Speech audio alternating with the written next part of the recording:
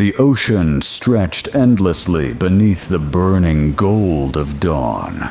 Waves crashed against an old wooden boat as it cut through the mist. A young woman stood at its bow. Her name was Elara, eyes sharp like the horizon she chased. For weeks, she had followed whispers, maps written in half-truths, legends spoken in fear. They all led to one place, Skull Island. The captain refused to go further. "That place is cursed," he said, but Elara only looked ahead. Cursed or protected? Her voice was calm, filled with something even the sea couldn't drown. Purpose. The mist thickened, swallowing the boat whole. The world grew silent except for the slow heartbeat of the waves. And then, out of the fog, the island appeared. Massive cliffs rising like the bones of gods. She stepped ashore, boots sinking into ancient soil. The jungle breathed. Leaves trembled without wind. Far away, a sound, deep, distant, rolled like thunder. But it wasn't thunder. It was a roar. Elara froze. The ground itself vibrated beneath her feet. Birds screamed from treetops and vanished into clouds. She should have turned back, but something inside pulled her forward. Each step deeper felt like stepping into another world. One untouched by time, ruled by something far greater than man. As the sun climbed, she reached a clearing. Enormous footprints pressed into the earth, each filled with rainwater. Her reflection rippled inside one. She knelt, touched the edge. It was still warm. Night fell heavy and alive. Shadows moved where they shouldn't. Strange cries echoed from the trees. She built a small fire and sat, clutching her notebook. "If the legends are true," she whispered, "then I'm not the first to find him. But maybe I'll be the first he lets live." The next morning, a storm broke. Lightning flashed over black mountains. Elara climbed higher, gripping vines slick with rain. And then she saw it, a colossal silhouette moving through the valley. For a second, her mind refused to believe what her eyes saw.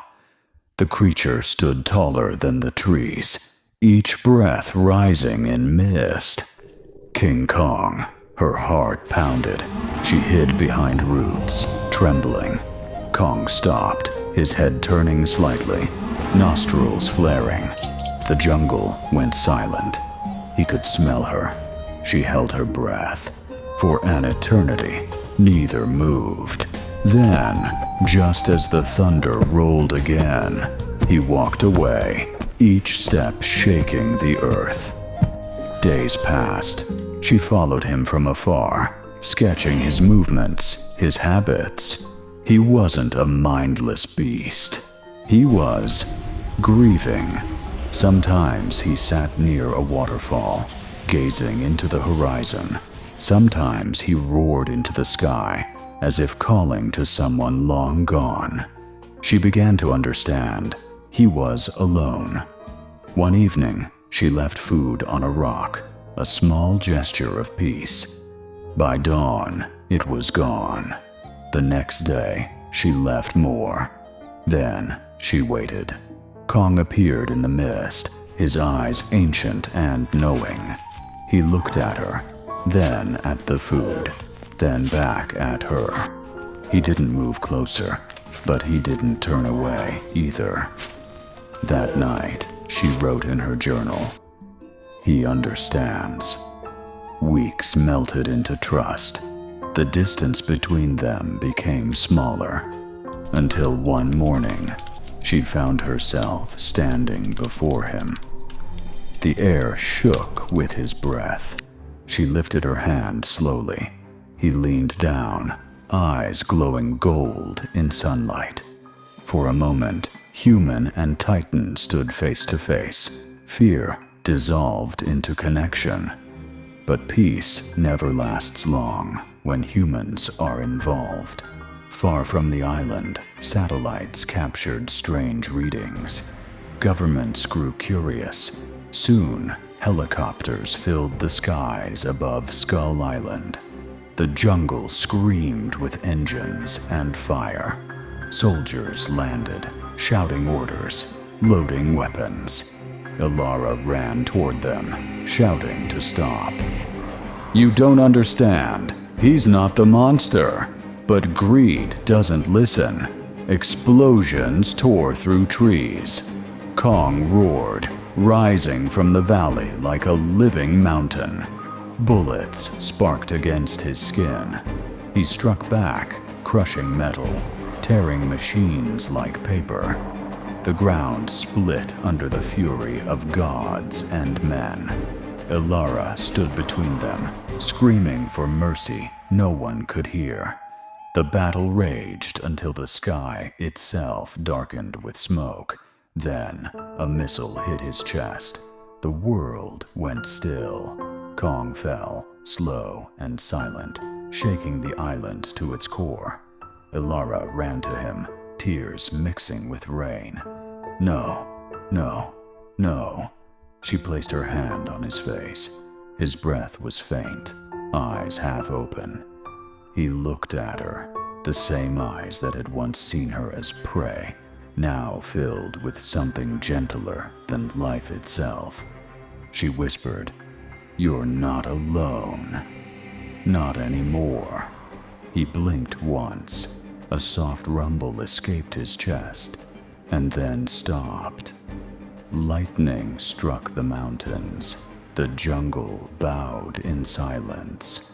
Elara fell to her knees, her scream lost in the storm.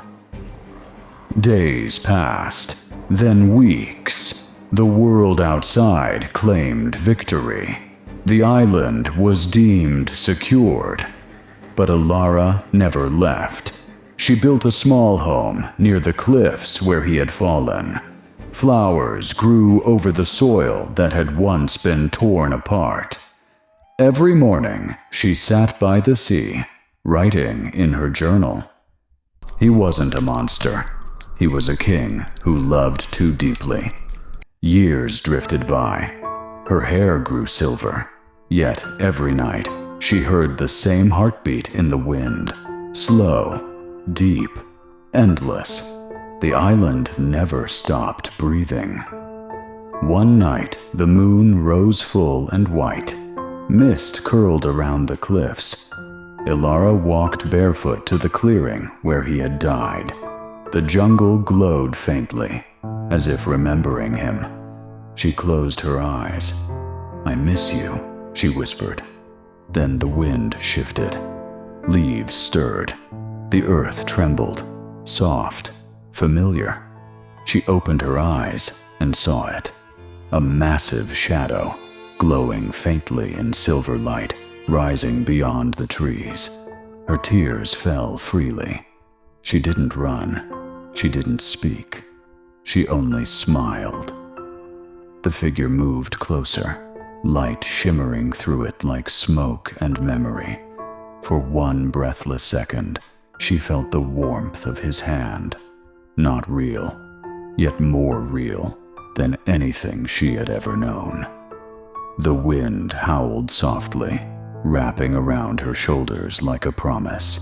She whispered, "You never left." And somewhere deep in the jungle, a low rumble answered, not thunder, but the heartbeat of something eternal. The jungle of Skull Island lived once more. Leaves danced, the ocean sang, and though time would wash away all footprints, one bond would remain between a girl and a giant who taught the world that monsters can love too. The legend would whisper for centuries, carried by wind, carved in waves, glowing in firelight. He wasn't her protector. She was his reason.